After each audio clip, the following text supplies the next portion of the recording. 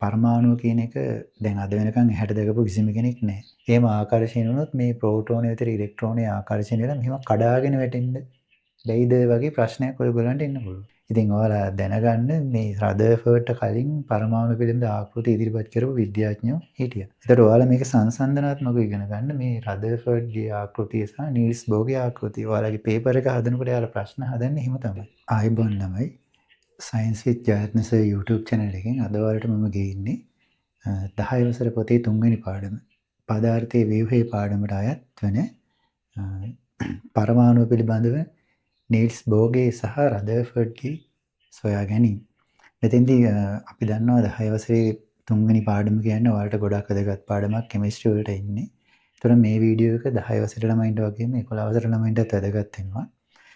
මේ කොටසෙන් ඔයාලගේ බහුවර්ණ ප්‍රශ්න පත්‍රයේ ප්‍රශ්න එන්නත් පුළුවන්. ඒතකොට මෙතෙන්දී මම කතා කරන්නේ පරමාණු පිළිබඳව රදර්ෆර්ඩ්ගේ ආකෘතිය සහ නීල්ස් බෝ ඒක වැඩි දියුණු කරලා ඉදිරිපත් කරේ කොහොමද කියන එක ගැන.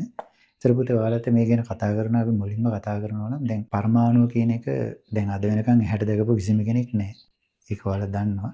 ඒතර ඇහැට දැකපු කිසිම කෙනෙක් නැහැ. නමුත් විද්‍යාඥයෝ විසින් කරපු පරීක්ෂණ වලින් ඒගොල්ලෝ හොයාගෙන තියෙනවා පරමාණුව කියන එක මෙන්න මේ විදිහට තමයි හැදිලා තියෙන්නේ කියලා ඒගොල්ලෝ හොයාගෙන තියෙනවා. ඒතර මෙතෙන්දී විද්‍යාඥයෝ හොයාගත්තා මුලින්ම පරමාණු සැදිලා තියෙන උපපරමාණු කාංශු 3කින් කියලා. ඒක ඔයාලා දන්නවා දැනටමත්. ඉලෙක්ට්‍රෝන, ප්‍රෝටෝන, නියුට්‍රෝන. ඒතර ඊට පස්සේ හොයාගත්තා පරමාණු න්‍යෂ්ටිය. ඊට පස්සේ දැන් විද්‍යාඥයන්ට ගැටලුවක් ආවා මේ පරමාණු පිළිබඳව යම් ආකෘතියක් ඉදිරිපත් කරන්නේ කොහොමද කියලා. මොකද මේක පියවි හැට පේන්නේ නැති දෙයක්නේ. ඒක නිසා මේ පිළිබඳව කීප දෙනෙක් මේ පරමාණු පිළිබඳ ආකෘති ඉදිරිපත් කරා. මීට කලින් ඒතර ජේ.ජේ. තොම්සන් මේ වගේ කට්ටිය මේ ගැන පරමාණු ආකෘති ඉදිරිපත් කරා. ඊට පස්සේ නවසීලන්ත ජාතික විද්‍යාඥයෙක් වෙච්ච අර්නස්ට් රදර්ෆර්ඩ් එයා ඉදිරිපත් කරපු ග්‍රහ ආකෘතිය. ඒක තමයි ඔයාලගේ සිලබස් එකේ ඉගෙන ගන්න තියෙන්නේ. රදර්ෆර්ඩ් එයාගේ පරමාණු ආකෘතිය ඉදිරිපත් කරනකොට කීවා මෙන්න මෙහෙම කතාවක්. එයා කිව්වා පරමාණුවේ න්‍යෂ්ටිය හැදිලා තියෙන්නේ ප්‍රෝටෝන වලින් සහ නියුට්‍රෝන වලින් කියලා කිව්වා. ඊට පස්සේ ඉලෙක්ට්‍රෝන මේ න්‍යෂ්ටිය වටා අධික වේගෙන් ගමන් කරමින් සිටිනවා කියලා එයා කිව්වා.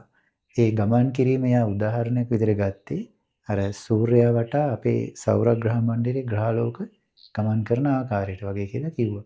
දැන් අපේ සෞරග්‍රහ මණ්ඩලයේ සූර්යයා මේ න්‍යෂ්ටිය වගේ නම් ඒක වටේට ග්‍රහලෝක මෙහෙම ගමන් කරන ආකාරයට තමයි ඉලෙක්ට්‍රෝන චලිතයේ යෙදෙන්නේ කියලා අර්නස්ට් රදර්ෆර්ඩ් කිව්වා. මෙතන හරියට උදාහරණයක් වශයෙන් ගත්තොත් මේ ප්‍රෝටෝනයි නියුට්‍රෝනයි වලින් හැදිච්ච න්‍යෂ්ටිය අපි සූර්යයා කියලා හිතුවොත් එයා වටා මේ ඉලිප්සාකාර කක්ෂවල ගමන් ගන්න අපේ ග්‍රහලෝක වගේ තමයි මෙන්න මේ ඉලෙක්ට්‍රෝන චලිත වෙනවා කියලා රදර්ෆර්ඩ් කිව්වේ.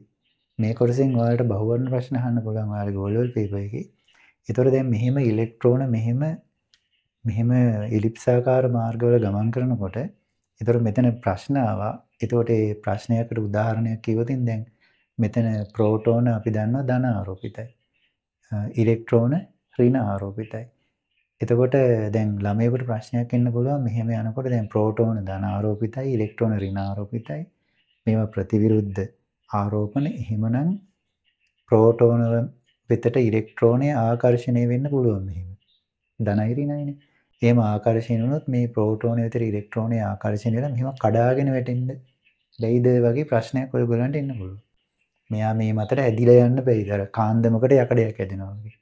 මෙහෙම ඇදිලා යන්න බැයිද කියලා වගේ ප්‍රශ්න එන්න පුළුවන්. ඉතින් එහෙම ප්‍රශ්නේ විද්‍යාඥයන්ට ආවා. එතකොට රදර්ෆර්ඩ් කීවා මේ ඉලෙක්ට්‍රෝන අධික වේගයකින් මෙහෙම චලනය වෙනවා කියලා. ඊටාත්ම අධික වේගයකින්. එතන මෙහෙම අධික වේගයකින් චලනය වෙන අවස්ථාවකදී මේ ඉලෙක්ට්‍රෝන මේ න්‍යෂ්ටිය මතට කඩාගෙන වැටෙන්නේ නැහැ කියලා එයා කීවා. එතකොට දැන් මේකේ තව ගැටලු තිබුණා.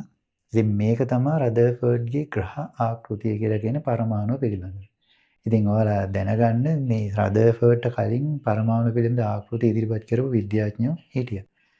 ඊට පස්සේදී දැන් මේ රදර්ෆර්ඩ්ගේ මේ ග්‍රහ ආකෘතියේ තිබුණු අඩුපාඩු ඊට මේවා වැඩි දියුණු කරලා මේක ඉදිරිපත් කරා විද්‍යාඥයෙක්. එයා තමයි නීල්ස් බෝ කියලා කියන්නේ. ඒතකොට නීල්ස් බෝ කරේ මේ රදර්ෆර්ඩ්ගේ ග්‍රහ ආකෘතියේ තිබ්බ දේවල් තවදුරටත් වැඩි දියුණු කරලා එයා ඉදිරිපත් කරා. එතකොට එයා මෙහෙම දෙයක් කිව්වා. දැන් මේ දෙක මම මේ ඇඳලා තින්නෙත් ඔයාලට ඒකයි. දැන් ඔයාලට මේක සංසන්දනාත්මකව බලන්න. එතකොට මෙතන රදර්ෆර්ඩ් කිව්වේ මෙහෙම න්‍යෂ්ටිය වටා එලිප්සාකාර කක්ෂවල ඔහොම අක්‍රමවත්ව ඉලෙක්ට්‍රෝන ගමන් කරනවා අධික වේගයකින්. හැබැයි නීල්ස් බෝ මෙහෙම කිව්වා. න්‍යෂ්ටිය තියෙනවා. නීල්ස් බෝ කිව්වා මේ ඉලෙක්ට්‍රෝන ගමන් ගන්නේ මේ විදිහට ඉලිප්සාකාර මාර්ගවල නෙවෙයි මෙන්න මේ වගේ කක්ෂවල. මෙන්න මේ වගේ කක්ෂවල තමයි ඉලෙක්ට්‍රෝන ගමන් ගන්නේ. එතකොට එයා කිව්වා මේ ඉලෙක්ට්‍රෝන පිහිටන්නා වූ නිශ්චිත ශක්ති මට්ටම් තියෙනවා කියලා කිව්වා. ඒ කියන්නේ මේ ශක්ති මට්ටම් කියන සංකල්පය ඉදිරිපත් කරේ නීල්ස් බෝ. එයා කිව්වා පරමාණුවේ න්‍යෂ්ටියේ සිට පිටතට යනකොට ශක්ති මට්ටම් තියෙනවා. මේ ශක්ති මට්ටම් වල නිශ්චිත වූ කක්ෂවල මේ මම රවුමෙන් දාලා තියෙන්නේ කක්ෂ. මෙන්න මේ කක්ෂවල තමයි ඉලෙක්ට්‍රෝන ගමන් ගන්නේ කියලා නීල්ස් බෝ කිව්වා. එතකොට එයා මේ ශක්ති මට්ටම් නම් කරා. න්‍යෂ්ටියේ සිට පිටතට. ඒක හොඳට මතක තියාගන්න. න්‍යෂ්ටියේ සිට පිටතට. එයා ශක්ති මට්ටම් නම් කරා KLMN කියලා.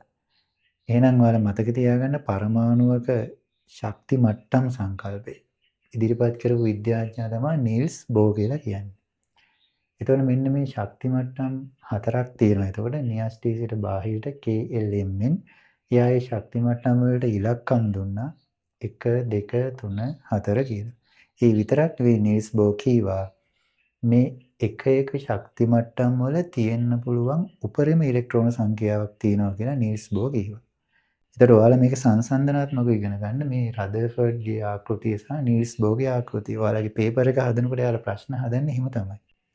මේවා සංසන්දනාත්මකව ඔයාලා පාඩම් කරලා තියෙන්න ඕනේ.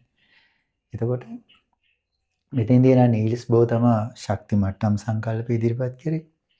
ඊට අමතරව එයා මෙහෙම ශක්ති මට්ටම් වලට අංක දුන්නා.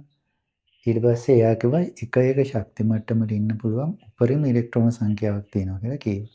එතකොට ඒක මම මෙතන දාලා තිනවා ශක්ති මට්ටම KLMN න්‍යෂ්ටියේ සිට පිටතට. එතකොට පළවෙනි ශක්ති මට්ටමේ ඉන්න පුළුවන් උපරිම ඉලෙක්ට්‍රෝන සංඛ්‍යාව 2යි. දෙවෙනි ශක්ති මට්ටමේ පැවතිය හැකි උපරිම ඉලෙක්ට්‍රෝන සංඛ්‍යාව 8යි. 8කට වඩා යම් පරමාණුක ඉලෙක්ට්‍රෝන තියෙනවා නම් ඒ ඊළඟ ශක්ති මට්ටමේ තමයි ඒ ඉලෙක්ට්‍රෝන පිහිටන්නේ.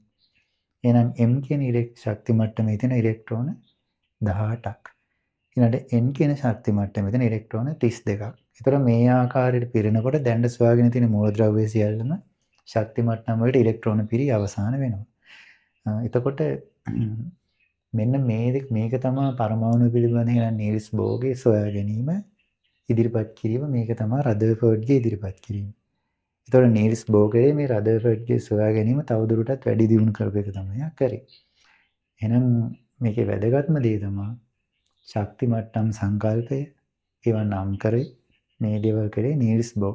ඊළඟට ඔයාලට ඊළඟට තව වැදගත්ම කොටසක් තියෙනවා ඉලෙක්ට්‍රෝන වින්‍යාසය ලිවීම. ඒතර මේ ඉලෙක්ට්‍රෝන වින්‍යාසය ලියන්න නම් ඔයාලා අනිවාර්යෙන්ම මෙන්න මේ ශක්ති මට්ටම් පිළිබඳ අවබෝධයක් තියෙන්න ඕනේ. එක එක ශක්ති මට්ටමේ තියෙන්න පුළුවන් උපරිම ඉලෙක්ට්‍රෝන සංඛ්‍යාව ගැන ඔයාලා දැනගෙන තියෙන්න ඕනේ. එතකොට ඊළඟ ඉලෙක්ට්‍රෝන වින්‍යාසය ලියන ආකාරය ඊළඟට ස්කන්ධ ක්‍රමාංකය පරමාණු ක්‍රමාංකය මොනවද කියන එක අපි කතා කරමු ඊළඟ වීඩියෝ එකකින්. ඒතර ඔයාලා මේ වීඩියෝ එක බලලා යමක් ගත්තා නම් අපේ channel එක subscribe කරන්න, like එකක් දාන්න, comment එකක් දාන්න. හරි. අපි එහෙනම් තවත් මේ වගේ වැදගත් වීඩියෝ එකකින් ඊළඟ සැරේ හම්බෙමු. අයබෝවන්.